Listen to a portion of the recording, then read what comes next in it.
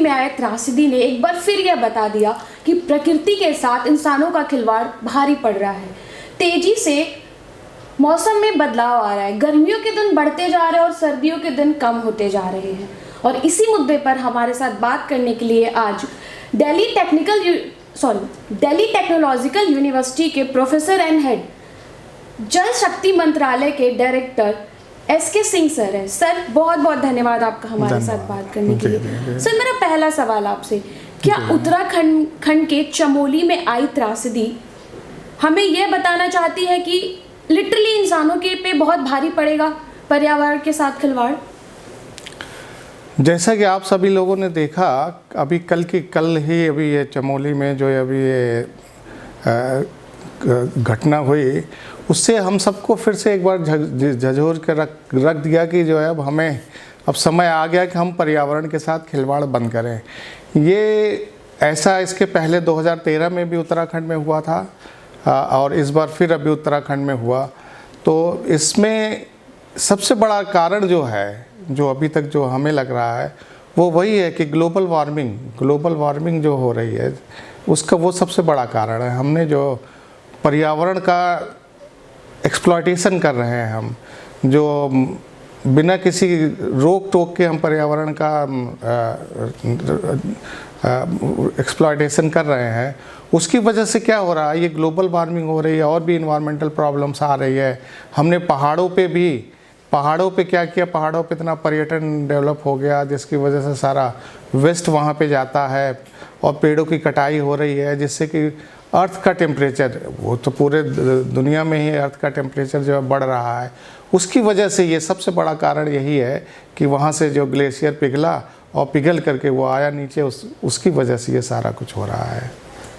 Sir जल से आपका काफ़ी जुड़ाव रहा है।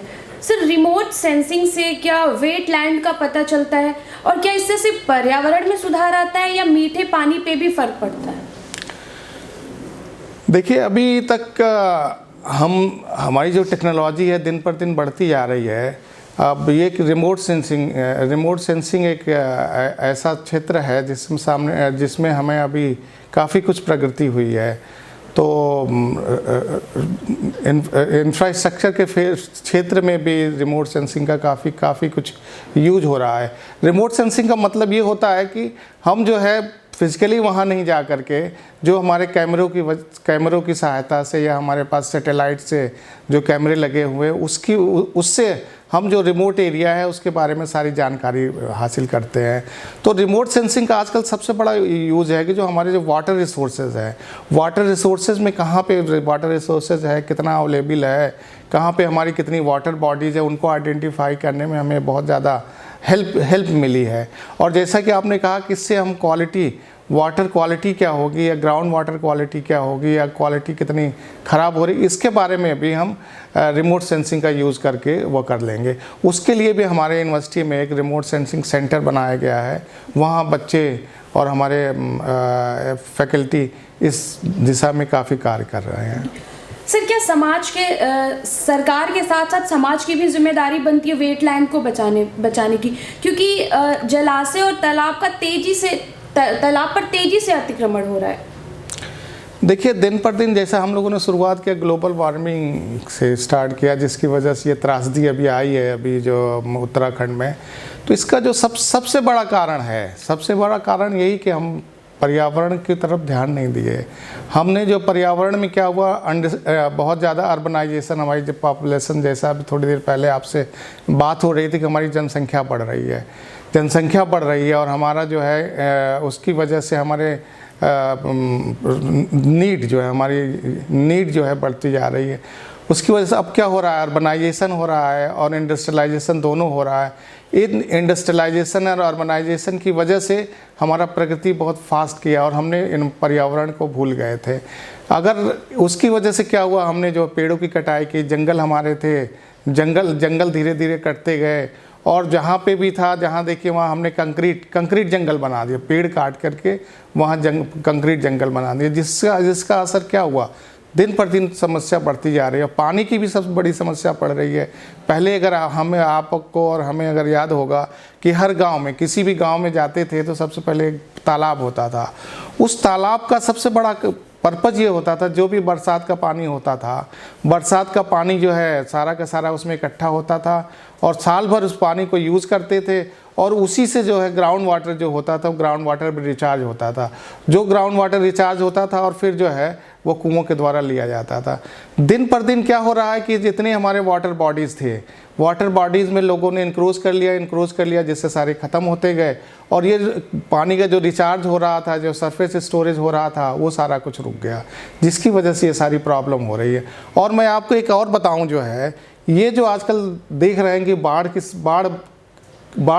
बाढ़ की संख्या भी बढ़ती जा रही है, इसी तरह साइक्लोन भी बढ़ता जा रहा है और सूखा भी पड़ता जा रहा है। ऐसा नहीं कि बाढ़ ही आ रही, बाढ़ के साथ साथ सूखा भी पड़ता जा रहा है। उसका सबसे बड़ा कारण है कि डिफॉरेस्टेशन, जो हमने जो है बड़े बड़े जंगलों को काट करके जो है हमने जो है वहाँ पे शहर बसा दिए सब। तो जब ये जंगल रहते थे, पेड़ रहते थे, पेड़ जो सबसे बड़ा अच्छा ये करता है कि जो भी हमारा जो रेन वाटर होता है, रेन वाटर को थोड़ी देर के लिए रोक लेता है और चूँकि रुका रहता है, जिसकी वजह से वो ग्राउंड वाटर में चला जाता है, ग्राउंड वाटर रिचार्ज हो जाता है। और वो भी जो अपने वो पानी जो है, बरसात का पानी नदियों तक आने में पेड़ों की वजह से समय लेता था, जिसकी वजह से जो है फ्लड भी नहीं आते थे, बाढ़ भी नहीं आते थे। तो बाढ़ और सूखा दोनों का कारण जो है ये जंगल जो हमारे जंगल ख़त्म होते जा रहे हैं, हमारे पेड़ कटते जा रहे हैं, उसका वो रीज़न है। तो सर क्या इसके लिए ऐसी क्या आप लीड कर रहे हैं जल शक्ति डिपार्टमेंट को भी, तो सर उसके लिए क्या आप गवर्नमेंट को ज़रूरत है कोई एक ऐसी योजना चलाए या फिर लोगों को इसके प्रति जागरूक करें, जो भी गवर्नमेंट कर रही है, लेकिन क्या अभी और ज़रूरत है लोगों को इसके प्रति और जागरूक करने की? देखिए अभी जैसा कि मैं अभी ये जल शक्ति, मिनिस्ट्री ऑफ जल शक्ति का एक वेबकोस नाम से ये पब्लिक सेक्टर यूनिट है, उसका मैं डायरेक्टर भी हूँ। उसका मैंडेट ही है कि वाटर रिसोर्सेज में काम करना और इंफ्रास्ट्रक्चर में भी काम कर रहे हैं। तो मिनिस्ट्री ऑफ जल शक्ति का सबसे बड़ा इस बार सरकार का यही है कि हमारे जो भी जल स्रोत हैं उनको कैसे कंजर्व करें, जो हमारी नदियां हैं उनको कैसे कंजर्व करें, उनको पोल्यूशन से कैसे बचाएं, या जो भी हमारा वाटर रिसोर्सेज है उसको कैसे हम बचा के रख सकें। इस दिशा में जल शक्ति जो है बहुत काम कर रही है। और उसके लिए जितनी नदियों को जो है, जैसे गंगा है या गंगा की सब्सिडियरी है या उन सभी नदियों को जो है किस तरह से दूषित होने से बचाया जाए, उसके लिए काफ़ी काम कर रही है। और उसमें अच्छा योगदान भी काफ़ी रहा है सरकार का, जिसकी वजह से पोल्यूशन और इन सब में काफ़ी हमें सक्सेस भी मिला है। सर हमारे आने वाली जो पीढ़ी है या कहे देश के जो युवा हैं, उनके मन में जल और पर्यावरण के प्रति कैसे प्रेम की भावना पैदा करें, क्योंकि वो हमारे आने वाले भविष्य हैं। उनके मन में तो ये होना चाहिए, क्योंकि सर कहीं ना कहीं अपने ग्रोथ में ये भूल चुके हैं, उन्हें सिर्फ डेवलपमेंट चाहिए। तो उस चीज़ को कैसे युवाओं के मन में हम पैदा कर सकते हैं? अच्छा, अभी आपने फ्यूचर की बात की, बहुत अच्छा आपने सवाल किया। अब क्या हो गया है कि जैसे कि अब जो भी जितनी हमारी नीड है, हमारी जनसंख्या भी बढ़ रही है, लोग भी बढ़ रहे हैं, हमारी क्वालिटी ऑफ लाइफ भी बढ़ रही है, तो जो भी नीड है हमें नीड को पूरा करना है। रहने के लिए घर भी चाहिए, खाने के लिए अन्न भी चाहिए, और जॉब के लिए इंडस्ट्री भी लगानी है, और जॉब के लिए प्लस हम इंडस्ट्री से हमारी नीड की चीज़ें भी आती हैं, क्वालिटी ऑफ लाइफ बढ़ाने के लिए होती है, वो उसके लिए भी इंडस्ट्री ज़रूरी है। अब सवाल ये उठता है कि हम जो है इन सब को बंद नहीं कर सकते, हम अर्बनाइजेशन को रोक नहीं सकते, इंडस्ट्रीज़ को बंद नहीं कर सकते, क्योंकि वो सब हमारे लिए ज़रूरत है। अब इसीलिए अब ये हुआ कि साथ में हम पर्यावरण को भी दूषित नहीं कर सकते, पर्यावरण को भी बचा के रखना है। इसलिए अब क्या हुआ, अब डेवलपमेंट की जगह पे हम क्या कर रहे हैं, हम सस्टेनेबल डेवलपमेंट की बात कर रहे हैं। हम ये नहीं कह सकते कि सारा कुछ डेवलपमेंट बंद कर दिया जाए, डेवलपमेंट तो बंद नहीं हो सकता है। इसके लिए अब ये करना है कि हमें जो भी डेवलपमेंट करना है पर्यावरण के साथ, एनवायरनमेंट के साथ रह करके जो है, पर्यावरण को बचाते हुए जो है हमें जो है सारा डेवलपमेंट करना है। इसलिए अब सस्टेनेबल डेवलपमेंट की बात कर रहे हैं। हमें वही डेवलपमेंट करना है जो हमारा पर्यावरण या हमारा एनवायरनमेंट सस्टेन कर सके।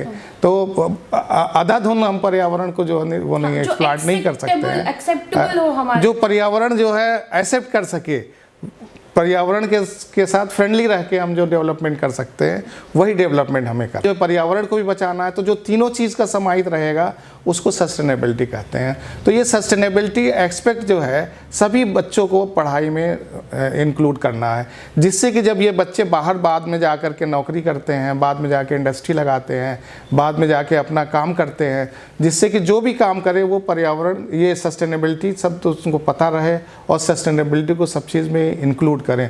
तो जो भी करें बाद में जो है, चाहे नौकरी कर रहे हों या तो अपना बिजनेस कर रहे हों या इंडस्ट्री लगा रहे हो, तो उसमें पर्यावरण और सस्टेनेबिलिटी को सबसे पहले उसमें ध्यान दें। तो इस नई एजुकेशन पॉलिसी में, राष्ट्रीय एजुकेशन पॉलिसी में इसमें सबसे ज़्यादा ध्यान दिया गया है इस चीज़ का। सर बात सुप्रीम कोर्ट की हो रही है, तो सुप्रीम कोर्ट ने पहली बार पेड़ की कीमत बताई 74,500, क्योंकि पेड़ों को विकास के नाम पे बहुत बेदर्दी से काटा जा रहा है। क्या ये सुप्रीम कोर्ट की अच्छी पहल है प्रकृति को बचाने के लिए? देखिए ऐसा होता है, जैसा अभी हम कह रहे थे कि जब भी कोई भी डेवलपमेंट होगा, कोई भी डेवलपमेंट एक्टिविटी हम करेंगे तो पर्यावरण का कुछ न कुछ तो नुकसान करते हैं हम। तो अब ये रखा गया कि अब हम मान लीजिए हमने कोई इंडस्ट्री लगाया या कुछ भी काम किया, तो पर्यावरण में अगर वहाँ पे पेड़ है तो पेड़ हटाना पड़ेगा। अब एक तो पेड़ हटाना पड़ेगा, तो अभी तक ये हो गया है कि एक तो पेड़ एक तो काट दें, लेकिन अब तो ऐसी भी टेक्नोलॉजी आ गई कि उस पेड़ को एक जगह से उठा करके दूसरी जगह लगा दे रहे हैं। हम लोगों ने भी अपने कैंपस में कुछ बिल्डिंगें बननी थी तो उसमें पेड़ आ रहे थे, हमने एक जगह से उठा करके पेड़ को दूसरी जगह लगाया।